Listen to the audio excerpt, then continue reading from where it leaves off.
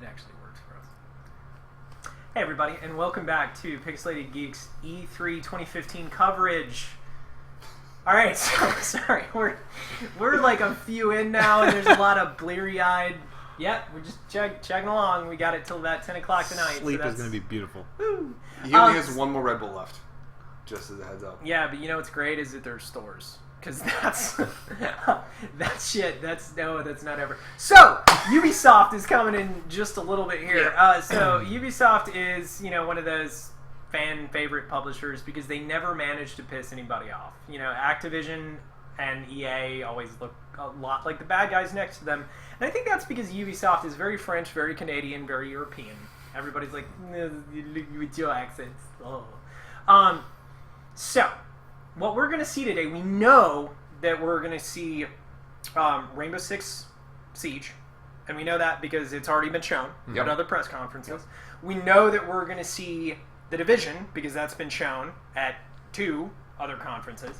And there's very little doubt that we'll see one of just a plethora of Assassin's Creed titles, because those, you remember when those came out like once every year? Wait, how many do they have coming out?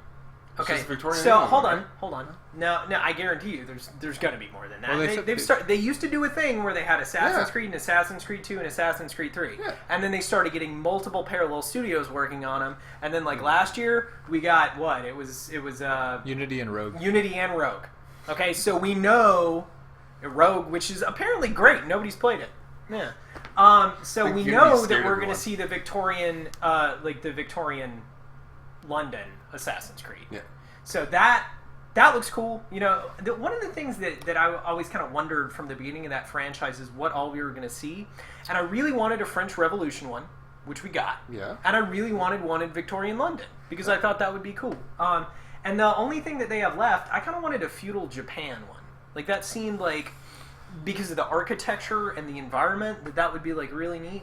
I like the idea of a World War I trench.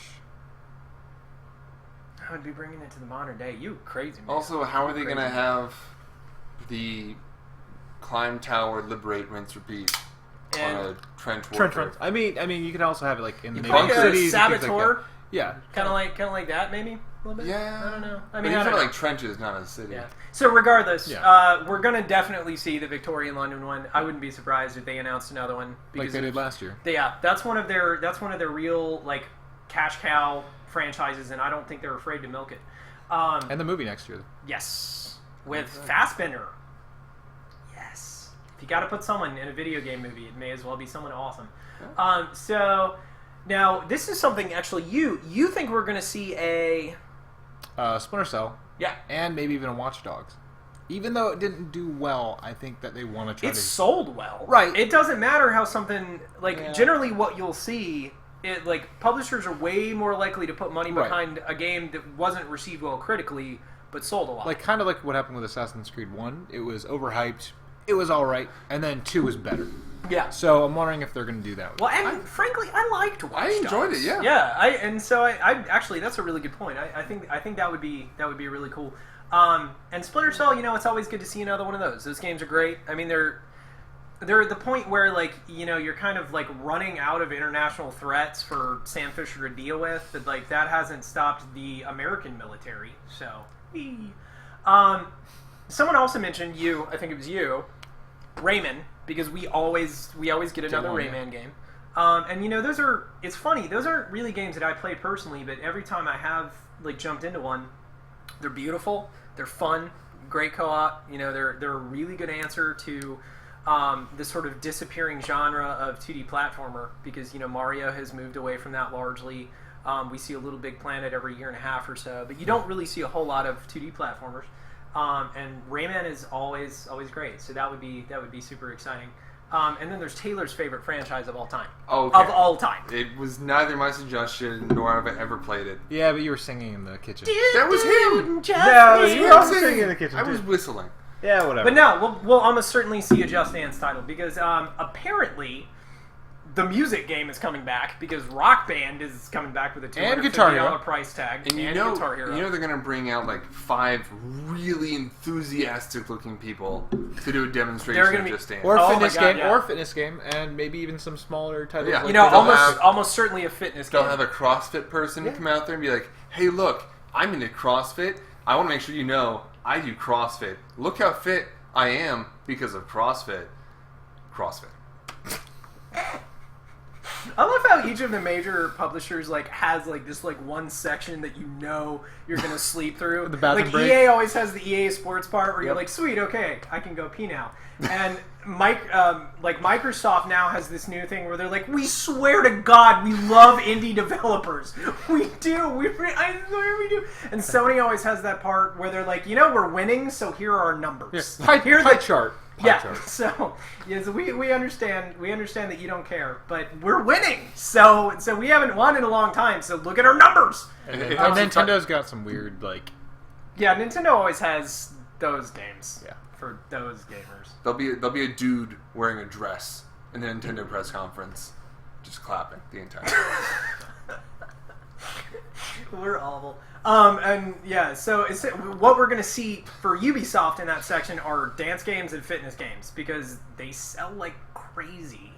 And, I guess that means that you have to target some really important time real estate during the largest gamer-centric convention of the year to address this outside consumer that isn't paying any attention to E3. So we should definitely market everything in the middle of the section to them. What if it's all of this strategy is just literally no, it's okay, you can go pee. We know this is a busy day for you guys. Just go. Just go. Go now. Sleep. Yeah, get your 30 minutes of sleep that you're gonna get all day long. And we will play loud music to wake you up.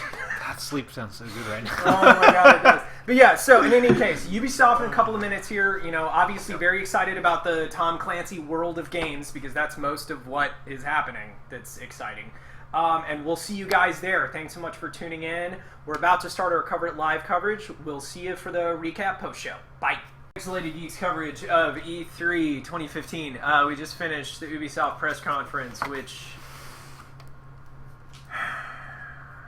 So this is 3 years in a row, maybe 4, where Ubisoft has managed to take a stable of absolutely phenomenal titles with excellent IPs and have the worst show ever.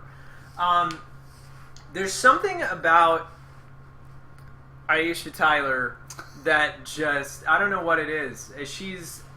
I don't know if I could say that she's worse than Mr. Caffeine, but there's a lot of try-hard in Ubisoft show. The script tries too hard, the presenters try too hard, the people who are demoing the games try too hard, and that was all we saw, was just that beginning to end. With one notable exception, which unfortunately was the very beginning of the show, which was South Park's fractured butthole. We're all 12.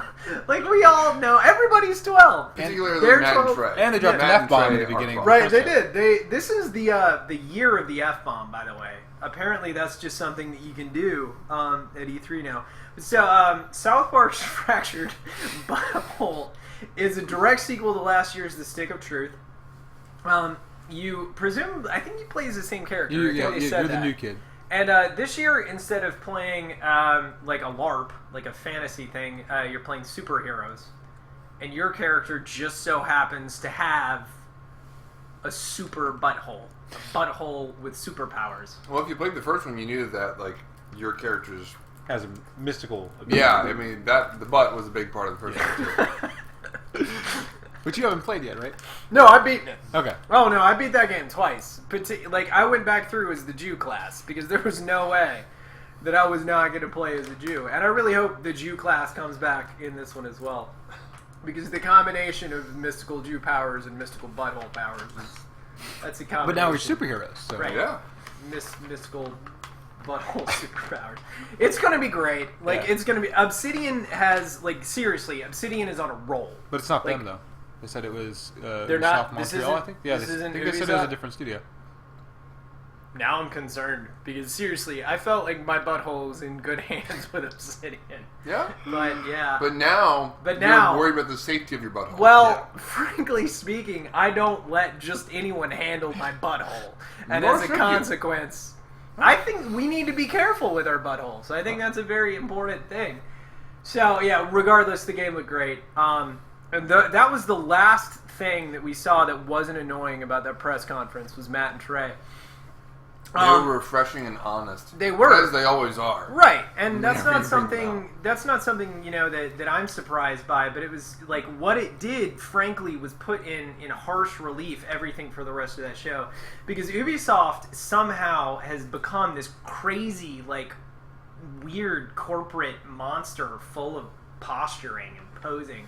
So the next big title they showed was For Honor, and the dude that came out who was presenting it was just like growling and had a cane and like a beard and was trying to be all badass and serious. And like the game looked awesome, but I was annoyed because of the persona that he put on.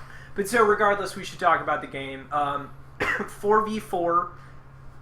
You describe it because you came up with the perfect terminology for it. Chivalry with a budget. Mm-hmm. Which we love chivalry. We do. We love chivalry. But that it looked like that in almost Deadliest Warrior because they're pitting different, Areas warriors and regions. Samurai versus Viking. And this weird like one-on-one. It was like that in Dynasty Warriors. Yeah, because there's an element of like 4 players versus 4 players, and then there's AI for both teams, and it was clear that the AI was like really squishy. Yeah. It looked beautiful. The duel looked. I've got bacon jerky. That I see. What I was doing. I eat when I'm sad, and that press conference made me really sad. It was draining. It was like seriously. I was exhausted by the end of that. And we still have another one. We do. 9. But thank God it's Sony. And it's just gonna be numbers. Well, but the thing with Sony is like at least they put on a good show. Yeah. Like their press conference for the last 2 E3s has been like the highlight. So anyway, For Honor 4v4 looked really good. It looked beautiful.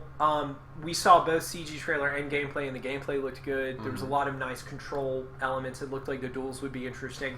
I think there's a lot to like there, as long as they keep that guy from ever talking again. And so then they snapped to The Division, and I'm actually going to try and stay quiet on this one because I don't want to be a downer. Love you. They did a horrible job showing The Division. There was a significant chunk of gameplay that they showed, but they did this weird interspersing of like establishing shots to try and create drama and like, make sure you know this is the apocalypse over and over again, instead of just letting the gameplay go like they did with the very first teaser they showed for it. They did the first teaser was like establishing, here's gameplay. This was like, we're gonna like shuffle the cards around and just like throw it at people and see how it turns out. Yeah. And not surprisingly, didn't go very well. No. It suffered a little bit from a watchdogism, where what we saw originally was really, really cool, and what we saw here wasn't that great. Visually, it looked uglier, chunkier, muted. Yeah, I'm hoping. I'm still optimistic that they'll turn it around and that it'll come out better than it looked there. But at the same time, it's we go through this every E3. Like we see new titles, we get excited about them, and then over the course of the time that it takes them to come out, we lose interest. We get considerably less excited because when they show a proof of concept, it's usually flashier than it becomes over time. Yeah. And usually what happens is there's a nosedive and then there's a pullout at the end with the bigger ones. And I really think The Division has potential to be an amazing game. Fingers crossed. I mean, part of what it is that it was in a terrible press conference and it was terribly presented. Yeah, it was. And so those intercut shots that they showed, it actually muddled the narrative more than it would have if you would just let it go, because you were like, is this a different group of people? And everybody looks the same and the color palette isn't. It's like, there was an awesome thing at the end of that. Yeah. There was but by the time I got there, like, I was like out already. Well, I just wasn't paying any attention. They were supposed to be showcasing this one part of the game, the Dark Zone, that you hadn't seen before, and they completely derailed. Here's this new part of the game, this new area, with the establishing shots, with the. I still can't tell in those demos if they are like if that's AI chattering with each other or if it's like supposed to be people. They do that. Like super scripted stage. I don't know. I have a problem with that too because Destiny did it before, and they did it with Division last year, where it's just like they think this is how gamers talk and communicate to one another when playing together. Like, we're not taking it super serious. We're playing a game. Yeah. So it's going to be more like, I don't know. Let me change my music. Hold on, let me do this. It's not. Yeah. It's like, no, we're gonna go left, and then you're gonna take that tango there, and when we communicate, like, there are times where we do legitimately communicate, but like it's not like tango down, watch the left corner. Yeah. Like there's not. We're like, there's a motherfucker over there in the left, and I'm fucking dead. Yeah. So shit, I got Cheetos in my keyboard. Yeah. Like it's not like we. It's. It's just like we know how gamers are, and it's like no, you that's don't. not how you people don't. play, and they even had particularly Ubisoft doesn't. If the way that they structure their press conference is any indication, and they're presenters for other games that we'll get to suffer from that as well. Yeah, I think what we saw with the Division, I think is what we're going to see with another game we're going to talk about. Is one of the last things we saw.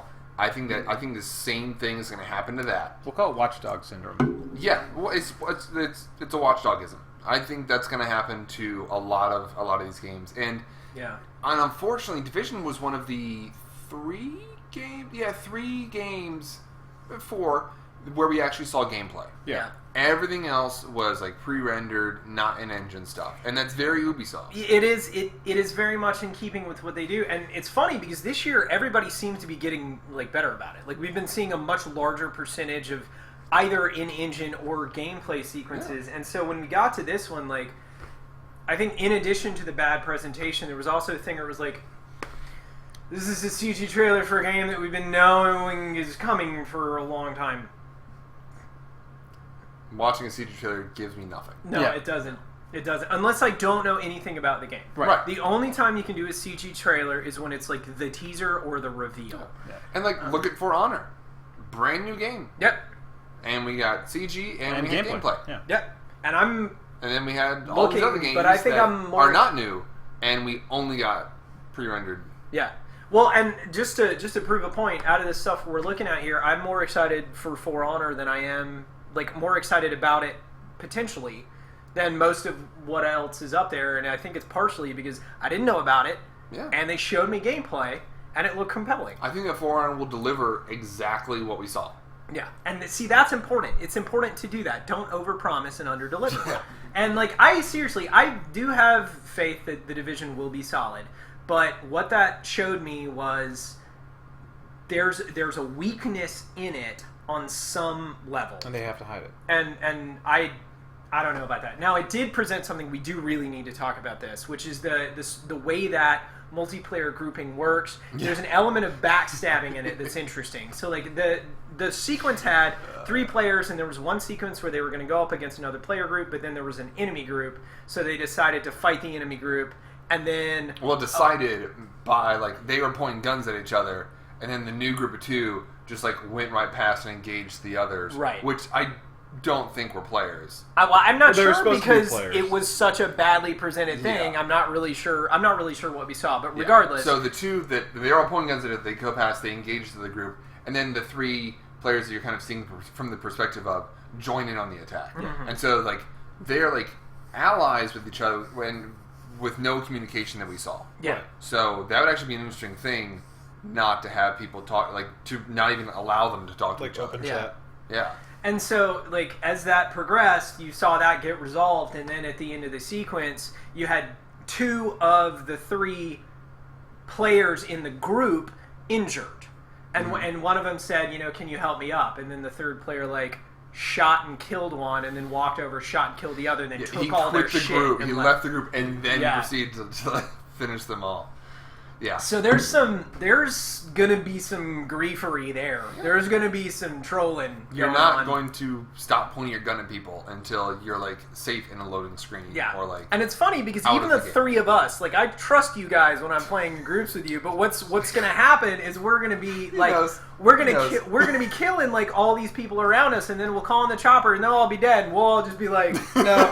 What's gonna happen? Well, don't you do it? If you leave the group, I swear to God, I'm gonna shoot you in the head. What happens is Taylor's gonna get real quiet, and we're gonna hear a chuckle, and it's gonna be, damn it, Taylor. And that's when we're gonna boom. But see, that's the thing. Like that's why I don't worry about him, because I know to watch him.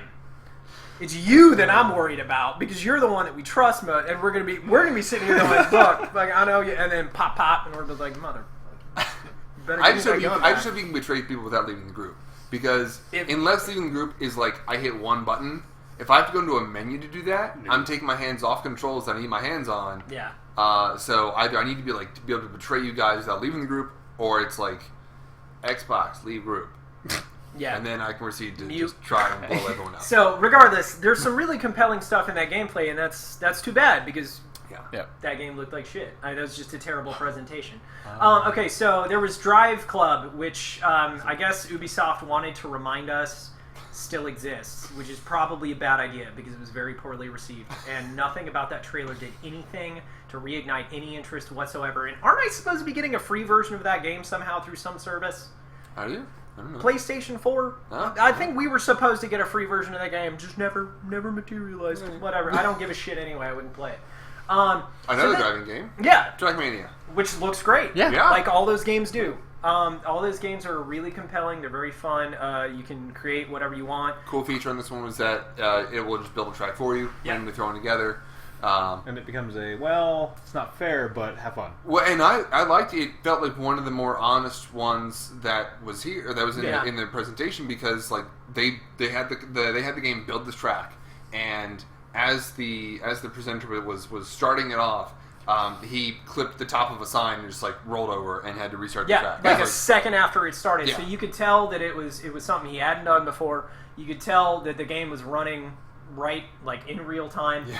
It looked compelling, and that's really more of what Ubisoft needed to do. Now, those were total douchebag hipsters who were presenting the game. But at the same time, it was genuine, and it was a hell of a lot less annoying than Aisha Tyler.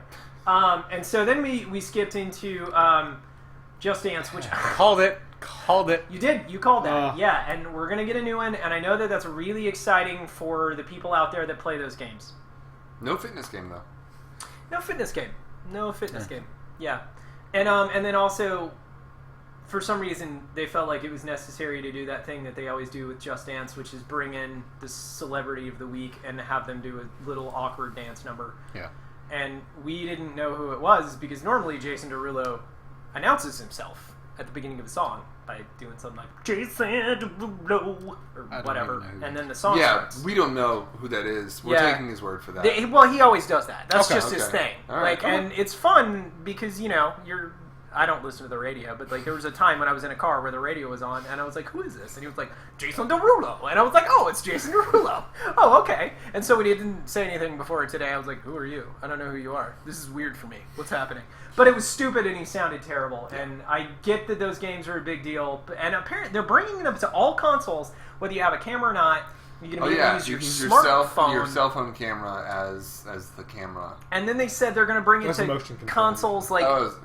Yeah, well, then they said they're going to bring it to console, like all console layouts. And a streaming service for additional music. Right. Only on the Wii U, PS4, and Xbox One. Yeah, so I mean, I know that that's really exciting, but and that's a lot of their business, and that's great. But that was still a very painful segment to sit through. So Assassin's Creed Syndicate. Yeah. So big old CG trailer. Which was, I mean, it was pretty the way that Assassin's Creed CG trailers all great music, yeah. And that's one of those games that I think most people, as long as you don't hate the franchise, that was one of those games that was kind of a sight unseen thing. It's another Assassin's Creed. It's one of the big ones, and it's in Victorian London. That's cool. But no gameplay. Cool idea. Yeah. Well, and this was my favorite thing, was that they were like, and we have a gameplay sequence for you here at E3 at the booth. And if you're not here at E3, you can play it at this Ubisoft Location. cafe thing that we have one in the U.S. and In then LA. scattered across the world. And then, like, a lot of cities across Europe and in Australia. Yeah. And so, so America, but then again, that's kind of fair. You know, Yeah, whatever. yeah, it We is. get everything anyway. But so, I mean, it was a game. It looked good. The thing that blows my mind is that we have a gameplay trailer, and you can see it at our booth, but they didn't show it at the... Yeah. You know, what does that say? That says either you are a little embarrassed of it because it's not super popular, I mean, super, like, ready to go, or you just don't want to sell your game well? I don't know what that's dumb. That's a dumb choice. And then Rainbow Six Siege. You know, With Tarot Hunt. With Tarot Hunt. Tarot Hunt. Not Terror Hunt. Non-terrorist hunt. Tarot Hunt. Don't We're say hunting the name terrorists. too quickly. You might say something horrible. Yeah. I mean, there's going to be a beta. Public beta. Yeah, We that's signed right. up for down the road in September. And we saw gameplay of that.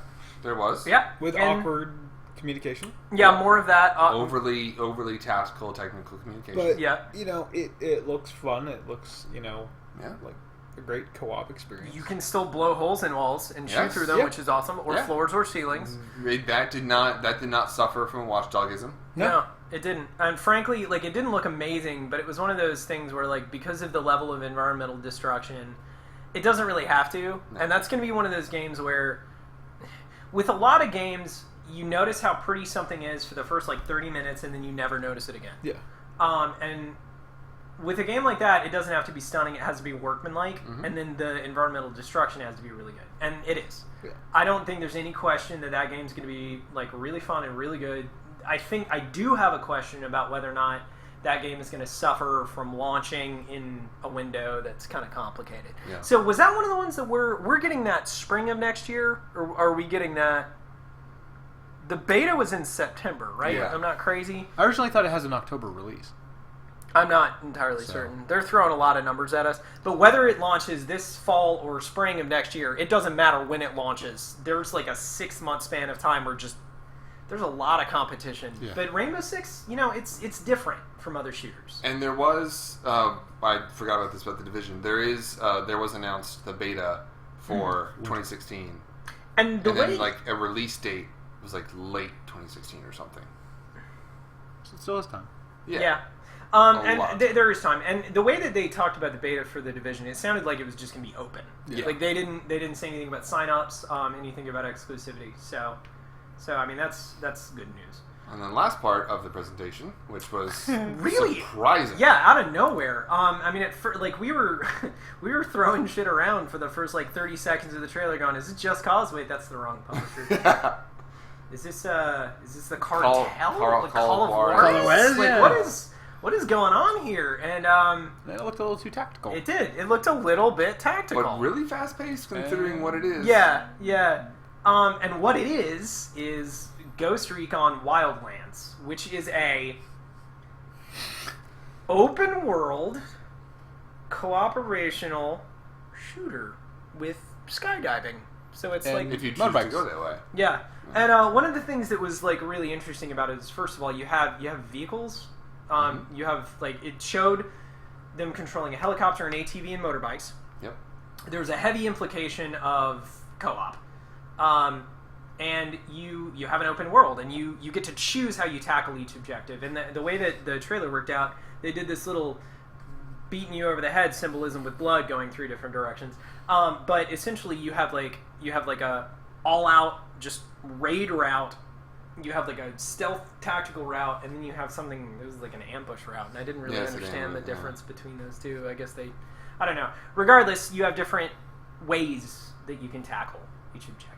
And it takes place where? And like all over though. They showed it originally in like Yeah, South it America, started and then in it was South America, then it did like like North branching out. America, and Europe. like Europe and Asia. And there was a pretty heavy implication. It was like a war on drugs kind of thing. Yeah. Well, yeah. Yeah. So yeah, I mean, it looked good, but that was Our division. the title that he. Yeah. So the trailer looked really pretty, and there was a pretty heavy implication that we were looking at gameplay. Yeah, there was some, like, you saw some gameplay, Mm. aiming on sights. And so it was one of those things where after an entire draining press conference, because Ubisoft is exhausting, and after The Division, you're watching it and you're like, this looks really good. I wonder what it's actually going to look like in 6 months. I'm waiting for you to disappoint me. You're going to see the Ghost Recon team raiding Uncle Bob's meth lab, and it's going to be 8-bit. Yeah. Just I don't know. Still, it's exciting to see Ghost Recon come back. That's obviously a big franchise for them. So this was my takeaway from Ubisoft, which is, Ubisoft is a company that owns the Tom Clancy franchises, and that's a big deal. Those games have a pedigree. They sell like crazy. Why is it?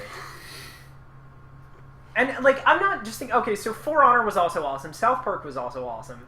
I don't really like Just Dance, but it's a huge, huge franchise. It's undeniable. Assassin's Creed is a really big deal. We had all these awesome games in one way, shape, or form in the shittiest press conference. You would think they would learn. Yeah, I'm not worried about Ubisoft. I'm not worried about the games that they're making. I'm not worried about the product. Their press conferences are awful. It's just it's a great store in a bad location. Yeah. And it's one of those, I'd be okay next year if Ubisoft said they're not going to have their own press conference and just go to other people's. Yeah. Because that might be better for them. Yes, because I have a soft spot in my heart for Ubisoft because of a lot of the games that I've played from them over the age are really good. Mostly just the Tom Clancy games, but it's one of those things where I think of them fondly, except for the month and a half after E3. Yeah, I love them as a publisher, unless we're talking Uplay. So I don't. Never mind. I shouldn't have done that because I just talked myself out of Ubisoft. But seriously, amazing games. Terrible press conference. Please cut Aisha Tyler, please, or just get her a better writer. It's one or the other. God, I hope she doesn't write her own stuff. Because she's an incredibly awkward host. She's incredibly awkward on stage. They were badly set up. They make such bad choices for a company that owns such good games and honestly makes such good games. Well, and it's also the Ubisoft effect with their games being great and the presentation not being great. It's kind of with her. She is good outside of this Ubisoft bubble. Yeah. In certain instances, and it's she's not being utilized on Archer. She's not being utilized, Yeah. And it's this weird they need to fix it. Yeah. A comedian is only as good as the material. Yeah. I'm sure that you could take the best comedian in the world and give him a shitty script and it just wouldn't work out. And everything about the script of the Ubisoft press conferences needs to be scrapped. Give it a month and a half, we'll forget about it. We will. We'll be oh, Ghost Recon. Right. Oh, yeah. Yeah. And that's the thing. Almost every single game that we saw, the game, either what we saw of the game was compelling or the game concept is compelling to someone. Yeah. My advice is go watch the trailers. Not the conference. Don't watch the conference. Mm-hmm. You will enjoy it so much more. Yeah, no. So anyway, thanks very much. We're going to be back at 9 p.m. Eastern for Sony. So ready your body for some pie charts. We'll see you.